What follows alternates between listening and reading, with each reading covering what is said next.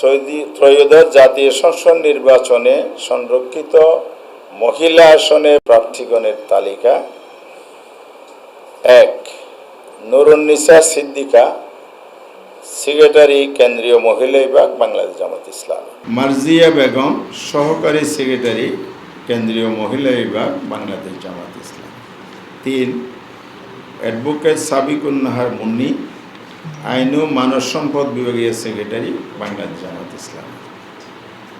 ৪.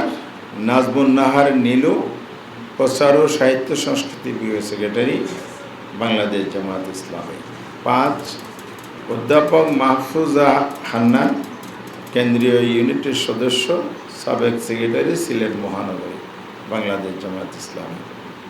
৬. সাজেদা সামাদ, কেন্দ্রীয় মজলিস শুরার সদস্য ও বগুড়া অঞ্চল পরিচালিকা, বাংলাদেশ জামাত ইসলামী।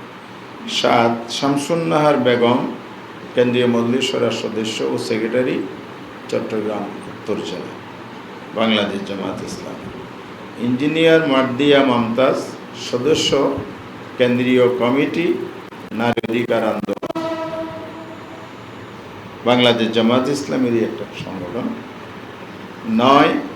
রোকেয়া বেগম, জুলাই শহীদ পরিবারের প্রতিনিধি হিসাবে, জাবির ইব্রাহিমের মাতা, শহীদ জাবির ইব্রাহিমের মাতা, বাংলাদেশ জামাত ইসলামের পক্ষ থেকে তিনি প্রতিনিধিত্ব করবেন।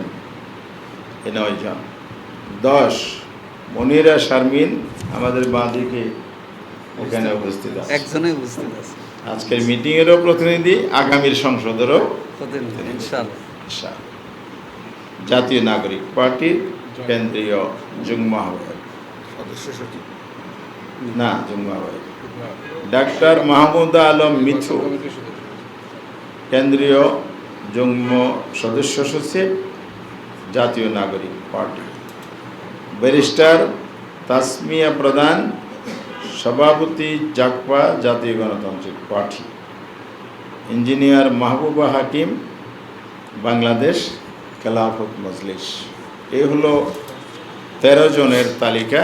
আপনাদের হাতে মনে হয় তালিকাটা সরবরাহ হয়েছে।